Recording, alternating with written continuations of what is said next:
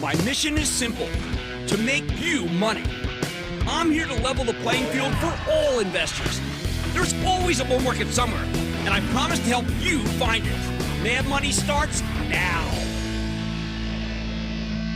Hey, I'm Cramer. Welcome to Mad Money. Welcome to Cramerica. Other people want to make friends? I'm just trying to make you some money. My job is not just to entertain, but to educate and teach you. So call me at 1-800-743-CNBC or tweet me at Jim Cramer. The president's being impeached. We still don't have a trade deal. The yield curve's flattening again. The tariffs are starting to hurt earnings, as we saw with the shockingly bad numbers from Dollar Tree. And although it's been said before, we got old news, I guess, that the drug companies in the opioid business are facing a criminal probe. All of which would have at one time virtually trashed this market. Instead, the darn thing just won't quit. Dow gained 55 points, S&P climbed 0.22%, NASDAQ advanced 0.18%, with all three closing at record levels. So we have to ask ourselves, what the heck is going on here? So you know what I'm going to do? In honor of these records, I'm going to run down all the reasons why this rally keeps on trucking. First, while indeed discounter Dollar Tree had some problems with the tariffs, the big guys in retail are doing just fine. Walmart, Target, Amazon, Costco simply haven't felt the pain. The tariffs are absolutely a problem for many chains, but the sky is falling narrative hasn't really played out. Inflation remains subdued. When you consider that just about everybody is predicting the trade war would devastate all of retail, things are indeed going much, much better than expected. Number two, the enterprise is very soft, but far fewer companies are levered to the enterprise, meaning company sales, than you might think. Today, Hewlett-Packard Enterprise told a tale of woe, similar to what we heard from Cisco, and its stock indeed did get poleaxed by 8.48%. There are just too many executives who have to sign off on deals as companies grow more conservative because who knows how much they should budget for in 2020. We don't even know what the tariffs are going to be. Still, companies don't want to make a mistake, so they are holding out for a more certain environment to buy big capital products. However, individuals are still flush, and they're spending fortunes on hardware, as we saw from Best Buy this morning, where the stock jumped almost 10% on a terrific quarter. Last week, Kohl's said that women's apparel is weak. But Dick's Sporting Goods told a much more positive story about the same kind of apparel, sending its stock up an astounding 18.62%. All right, you got some winners and some losers. Not just losers. And the winners are bigger and more prevalent than the losers. And that's why you have a rally. Third, maybe a trade deal is indeed in the offing. The talks have gotten a new lease on life ever since China said it would start respecting American intellectual property. Now, I very much doubt their sincerity. Talk is cheap. Enforcing IP law is expensive. But President Trump can declare victory here and say he's gotten the Chinese to change their ways. If we get a phase one trade deal, that would give the banks, and by the way, casino companies, a lot of opportunities. Now, the market certainly senses that something has changed here. And money managers don't want to be caught on the wrong side of the trade going into Thanksgiving weekend. Remember, it's like when you make a turkey. Instead of worrying about whether they're too long, they're afraid of being too lean. Or worse, being short if Trump announced a big trade deal. Do you really want to short a bank knowing that the Chinese might be willing to let it do business over there without the joint venture partner? You want to short American Express, MasterCard, Visa, JP Morgan, Goldman Sachs? I know I wouldn't. It's just too dangerous if they're the ones who end up getting Chinese franchises. Fourth, when a company reports an upside surprise, its stock is insanely rewarded. This morning, Burlington Stores, one of my favorite places to shop, posted a healthy beat and raise quarter. Initially, its stock actually dropped on the news, stupidly. But then it caught fire. Do you know it ended up rallying 8.5%? Sure, the companies that missed, like Dollar Tree, saw their stocks get slaughtered. Same thing happened to Palo Alto Networks on a slightly weaker forecast for its core product. Stock plummeted 12%. But what matters is that there are far fewer misses than hits. When you get stocks like Best Buy and Dick's Sporting Goods beating expectations, it doesn't seem to matter if those expectations had already been lowered, which was the case. Their stocks rocket higher anyway. Fifth, impeachment. Impeachment is going just as I told you it would. When Clinton was impeached, it turned out to be an incredible buying opportunity. Same thing's happening with Trump.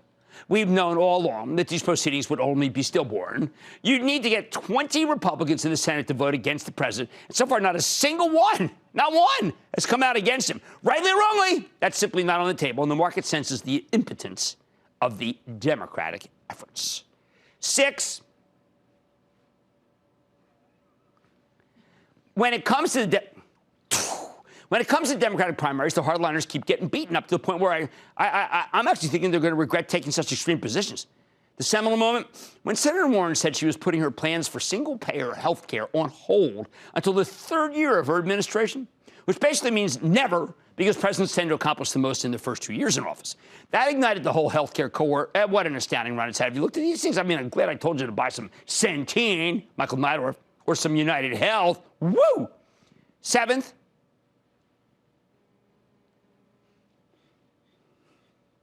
the flow of new IPOs has slowed to a trickle, allowing the market to catch its breath. I think the collapse of WeWork was perhaps the single best thing that has happened to this market in ages, because it made the underwriters, sloppy as they were, gun-shy about new deals. Suddenly, they actually are willing to do some due diligence again, lest they make themselves look like idiots.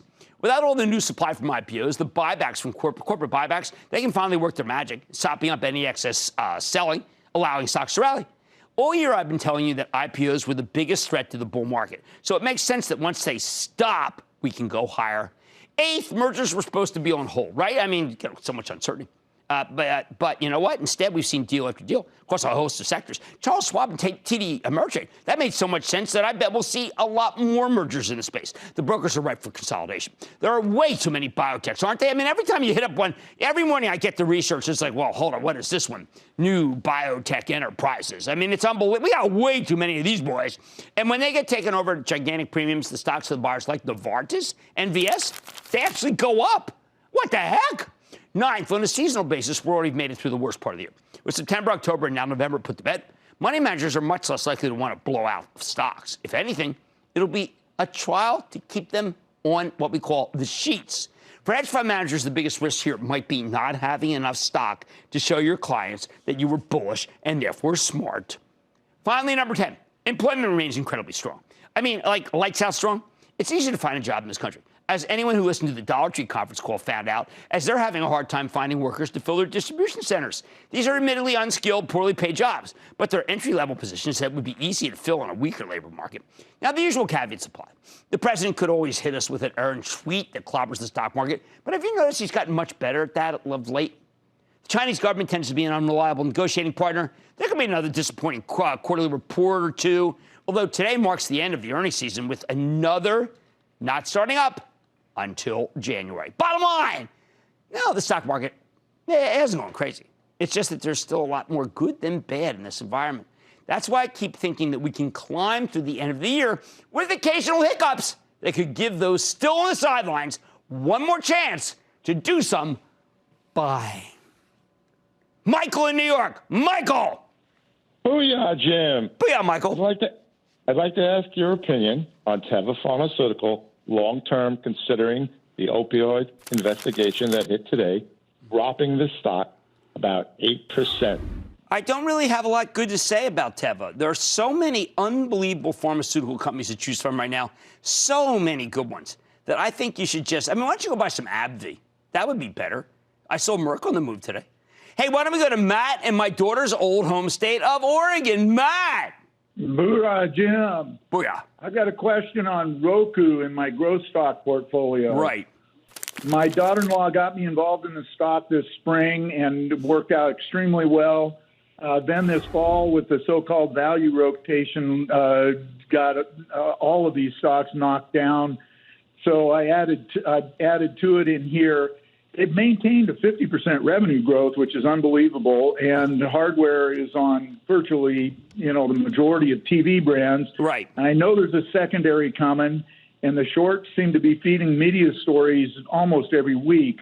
But I'm up about 25%, and the stock about 6% from the high. What do you think? Well, let's not be greedy. This stock is remember. this stock is up remarkable. It's up a remarkable amount. Now, the one thing I would tell you about Roku is every time there's good news about any streaming service like that of Disney this morning, Roku catches fire. So you do need to have a constant stream of good news about streaming services to keep this one going. And I don't know who's going to give that to us next, so I suggest maybe you trim a little, and then maybe you can buy it back later if you want to be that kind of trader. Tyler in Rhode Island. Tyler. Hey, Jim. How you doing? I am doing well, thank you. How about you? I'm doing well. I love the show. Booyah. Oh, I'm glad you like the show. A lot of people have been liking the show. You went to Colorado, they liked it. In San Francisco, hey, like San Francisco, they like, they like Heather Gaines. They're talking about. They like Katie Spencer. They like Regina Gill. Whole staff is loved out there. So go ahead. How can I help? All right. Well, my question is with Walgreens Boots Alliance, WBA. Yeah. I recently sold a stake in CVS with a nice gain, and I bought Walgreens on the rumor of them going private. I'm wondering if you think this private deal will go through. Well, I think that it's a very expensive deal to go private. I do think the stock has come down a lot. It was off very badly today. It yields 3%. It's down 12% for the year. I don't think it's a mistake to buy here, but you know I like CVS for my charitable trust, but you can follow along at actionalertsplus.com club. Join the club, learn. All right. Sure, there's a possibility for the market to decline. I mean, who knows? I mean, hey, listen, the Chinese can pull the rug out from underneath us. But you know what? The reasons we're rallying are pretty strong. And here they are, all 10 of them. You can write them down. And I think that's what we're going to continue to see. Well, hey, by the way, on Mad Money tonight, as this shiny asset investors turn in times of turmoil, signal it's time to go for the gold. I've got discussions with the CEO of Agnico Eagle Mines on the 25th anniversary of them being listed on the big board. Then it's a company bringing a whole new generation of traders in the field. But how is it disrupting your potential investments? I'm eyeing Robinhood men in stocks. And in 2019, we have the shortest possible holiday shopping season. So what does that mean? Less days mean for my wife's Zappos, other than Tesla. Yes, she wants a Tesla. Okay, Tesla. I'm talking with the CEO. So stay with Cramer. Don't miss a second of Mad Money. Follow @Jim Cramer on Twitter. Have a question? Tweet Cramer. #MadTweets. Send Jim an email to madmoney@cnbc.com or give us a call at 1-800-743-CNBC. Miss something? Head to madmoney.cnbc.com.